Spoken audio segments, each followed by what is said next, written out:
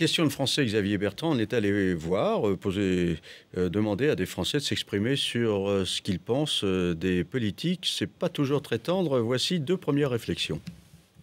Je pense surtout que c'est des gens qui s'encrèsent bien sur notre dos et qui font pas grand-chose pour nous.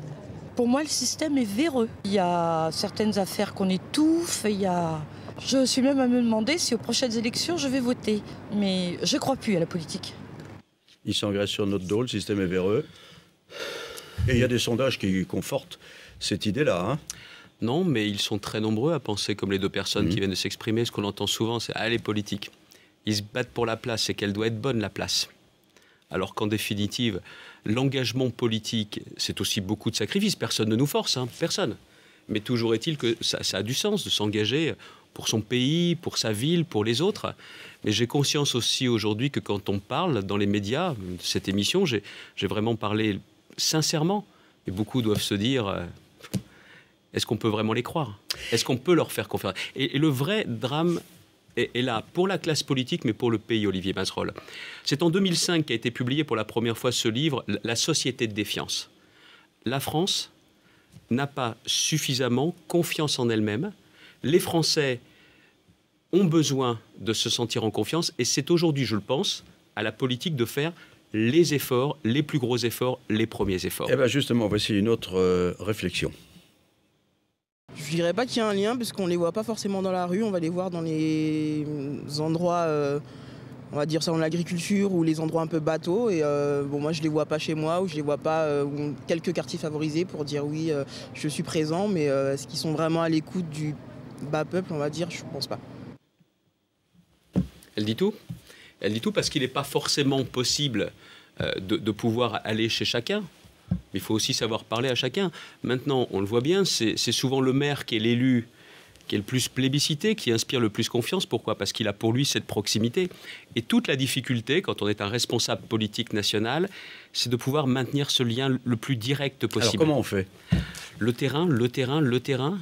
Et puis aussi les nouvelles technologies. Oui, mais regardez, François Hollande va à Dijon, tout le monde se grosse parce qu'il y a quelques personnes qui lui disent « vous ne tenez pas vos promesses ». Donc, le terrain, oui, mais ça aboutit à quoi? Parce que pour le président de la République, on l'a bien vu, c'est avant tout de la mise en scène, et puis il n'a pas tenu ses promesses. La vérité est simple, le monsieur qui l'interpellait, est-ce que c'est un ouvrier qui a perdu ses heures supplémentaires alors que François Hollande avait dit pendant la campagne, moins de 20 salariés, très bien, on est content de vous voir. Moins de 20 salariés, vous les garderez. Il a menti. Il avait dit, il n'y a que les plus riches qui paieront des impôts. Tout le monde paye plus d'impôts, 33 milliards d'euros. Il est confronté, vous voulez que je vous dise, au mensonge. Le président de la République a menti.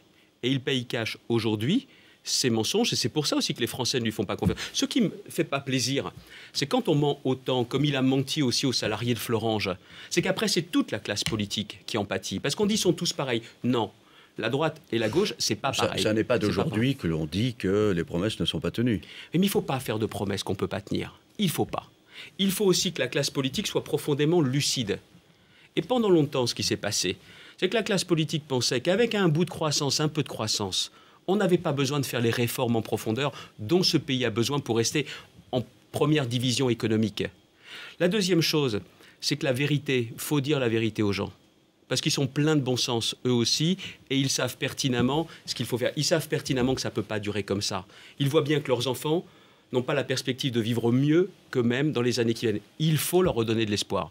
Et puis le dernier point, il faut du courage. Ah ça, le courage, je vais vous dire, si ce n'est pas inné, c'est difficile de procéder par acquis. C'est quoi le courage? Le courage, c'est notamment de dire que 62 ans, ça ne suffira pas, qu'il faudra passer à 65 ans. Ça ne fait pas plaisir d'entendre quelqu'un vous dire « vous passerez 3 ans de plus au travail ». Passons à 62 ans dès 2015. Pourquoi pas dire tout de suite, passons à 65 ans en 2017, je ne sais pas moi. Parce que 62 ans en 2015 et 65 ans en 2025, sur un projet de vie, c'est important. Et je pense sincèrement que c'est une réforme qui irait le plus rapidement de toutes les réformes qu'on ait pu voir en Europe. Alors je veux bien après qu'on soit pluraliste que le roi, pourquoi pas dire 65 ans demain, mais quand vous dites à quelqu'un qu'il devra partir à 65 ans à la retraite, c'est un effort. Alors même d'ailleurs, moi-même, des amis me disent « mais est-ce que tu devrais en dire autant? Est-ce que tu devrais dire qu'il y a notamment trop de fonctionnaires? Après, ils ne vont pas voter pour toi par la suite. » Il faut dire les choses. Parce que je suis persuadé que, vu la situation que nous connaissons, qui hélas risque de s'aggraver à cause des choix du gouvernement, ceux qui diront la vérité, mais qui donneront un espoir, qui donneront un espoir, je pense que ceux-là seront davantage écoutés et crus. La dame que nous venons d'entendre disait on ne les voit pas dans les quartiers du bas peuple. Je reprends son expression. Et c'est vrai qu'on voit souvent dans les enquêtes des Français dire mais au sujet des politiques, ils ne s'occupent pas de nous. Dans le fond, ils ne savent pas comment on vit. Oui, ils ont un autre niveau de vie, ils ont des voitures de fonction, ils ont les chauffeurs, ils ont... Bon. Alors, comment ramener cette proximité? Alors vous me dites le terrain, mais est-ce que ça suffit vraiment? Oui, si vous prenez le temps vraiment d'écouter, de discuter, parfois d'être un petit peu houspillé, oui, je pense que cet échange peut se produire. Vous voyez, la semaine dernière en Savoie, je suis allé visiter une coopérative agricole. Je suis allé au salon de l'agriculture. Mais j'ai aussi visité les entreprises coopératives agricoles, des entreprises agricoles dans ma circonscription. Mais si vous passez en coup de vent une demi-heure, 3/4 d'heure, ça ne sert à rien. Si c'est pour y aller, pardonnez-moi, avec des journalistes, tous les déplacements que je fais en ce moment, je les fais sans journalistes, sans médias. Je suis allé à Rungis, voilà quelques semaines. J'y ai passé 5 heures sans aucun média. Mais là, les gens m'ont dit, sont où vos caméras, vous? Je n'ai pas de caméra avec moi. Ah, on va peut-être parler alors. Voilà, c'est ça qu'il faut rechercher. Et je pense, en plus, que ça ne semble pas être essentiel pour les Français, pour qui la priorité, c'est l'emploi, mais les réformes institutionnelles sont aussi très importantes. Le mandat unique? La question du mandat unique, c'est pas ce que proposerait le gouvernement, visiblement. Il propose 2 mandats. Donc la question du cumul des mandats, la loi qu'ils vont proposer, excusez-moi, c'est une vaste fumisterie.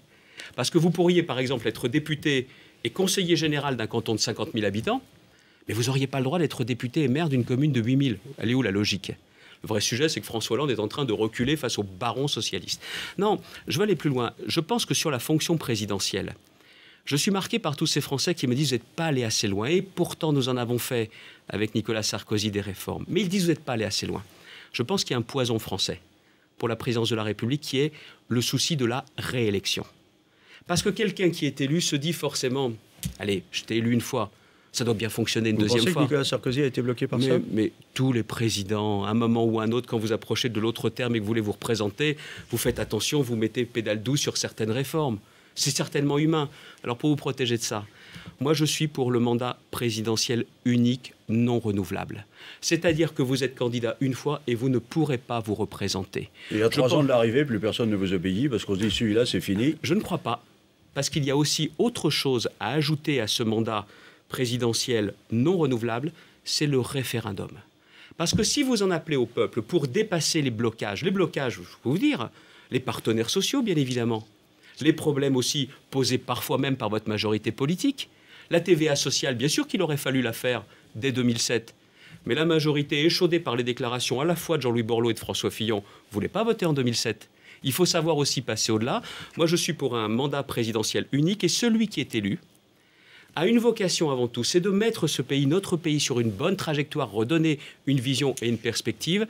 Et là, les Français peuvent se dire celui-là, peut-être qu'il fera vraiment le travail. Alors l'idéal, ce serait d'ailleurs de revenir au septennat non renouvelable, d'y associer une pratique du référendum. Et là, dans ces cas-là, je pense que vous pouvez vraiment travailler dans le sens de l'intérêt général. On va écouter un autre Français que nous avons rencontré dans la rue.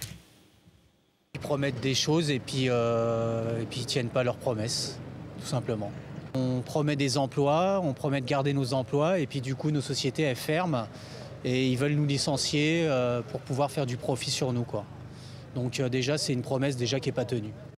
Alors la question de la promesse, parce que quand même, un candidat à une élection, quelle qu'elle soit, municipale, législative, présidentielle, il faut bien qu'il donne des perspectives et un espoir aux électeurs. Sinon, il n'a aucune chance d'être élu.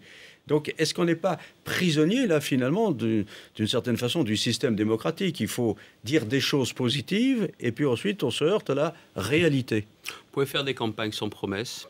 Campagne que j'ai fait aucune promesse que je ne pouvais pas tenir. Aucune.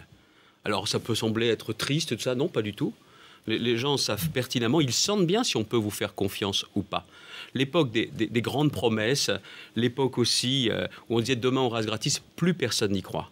Et là où il faut qu'on fasse très attention, et je pense que François Hollande a abîmé la parole politique. Je pense il n'a pas fait tellement de promesses, François Hollande, concrètement. Sortez Sarkozy, tout ira mieux. Sortez Sarkozy, on réduira les déficits. Sortez Sarkozy, on baissera le chômage. Les déficits tout le contraire qui se produit. Ils sont réduits, pas aussi rapidement que prévu, mais ils sont réduits. Il revient en permanence sur les promesses qu'il a faites. Il a abîmé la parole politique. Et l'attitude aujourd'hui des socialistes, ça fait du mal. Ça fait du mal. à la vie politique.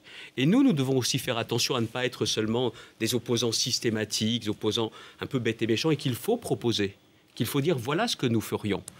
Parce que ce qui nous... on ne voit plus la différence entre la gauche et la droite, si vous êtes trop tendre. Je préfère réduire les dépenses que d'augmenter les impôts. Voilà une différence. En matière de sécurité, je laisse le laxisme à Mme Taubira et les mauvais résultats à M. Valls. Je suis pour une politique de fermeté. Et c'est la même chose sur la question de la lutte contre l'immigration clandestine. Ce n'est pas la même politique à droite et à gauche. Et ça, il faut affirmer les différences. Mais ce qui nous pend au nez, si on ne fait pas attention, et si la politique ne change pas, si les politiques ne se changent pas, c'est qu'on a le choix entre deux dérives. La dérive américaine, où vous avez un électeur sur deux seulement qui va voter, et c'est quand même un drame, ou alors la dérive populiste, on l'a vu justement en Italie, où on se dit de toute façon, comme ça ne sert à rien, autant faire en sorte que notre bulletin de vote, allez, fasse exploser le système. Eh bien, il y a des Français qui peuvent penser que finalement, effectivement, ça ne sert pas à grand-chose. Voici encore une autre réflexion. C'est vrai qu'on a tendance à voir que le pouvoir économique prend le dessus sur le pouvoir politique et on a ce sentiment d'impuissance des politiques qui, je pense, est une réalité. En revanche, il y aura toujours un pouvoir politique qui permettra de rétablir les choses, même si le pouvoir économique reste assez prégnant, quoi. Il est plus optimiste, ce témoignage-là. Donc la politique sert quand même à quelque chose. Oui, mais enfin, il dit, on a l'impression quand même que face à la puissance de l'économie mondiale, les politiques ne peuvent pas faire grand-chose. On l'a vu tout à l'heure pour l'Europe. Bien sûr qu'il est possible de rééquilibrer, et puis surtout, Olivier Mazerolle, de protéger les Français. De protéger aussi ceux qui sont les plus fragiles, les plus modestes. C'est aussi ça le rôle de la politique. Ce n'est pas la loi de la jungle, la vie en société. Et pour éviter que ce soit la loi de la jungle, il faut aussi que le politique joue un rôle. Moi, on me dit souvent que je suis d'inspiration gaulliste sociale. Ça veut dire quelque chose. La grandeur de la France, l'indépendance, mais aussi une juste solidarité. Pas d'assistanat, attention, mais le fait de dire nous devons produire des richesses. Mais quand elles sont produites, il faut aussi qu'elles soient bien réparties. Ben ça, c'est le rôle de la politique. Et cette personne-là, ce jeune homme qui vient de parler, que ce soit ses grands-parents, si on veut notamment que ses grands-parents continuent à toucher une pension de retraite, alors qu'1 sur 10 aujourd'hui est payée à crédit, ça sert à quelque chose que des politiques aient pris des décisions et réformer les retraites. Et si lui, plus tard, veut toucher, allez, une retraite, ça vaut peut-être la peine de mettre en place ce que je vous ai dit tout à l'heure, répartition oui et capitalisation en plus. Oui, ça sert à quelque chose, la politique, même si j'ai bien conscience que on doit faire des preuves, des sacrées preuves, parce que le déficit de confiance est terrible dans notre pays. On passe à la dernière séquence, l'After RMC.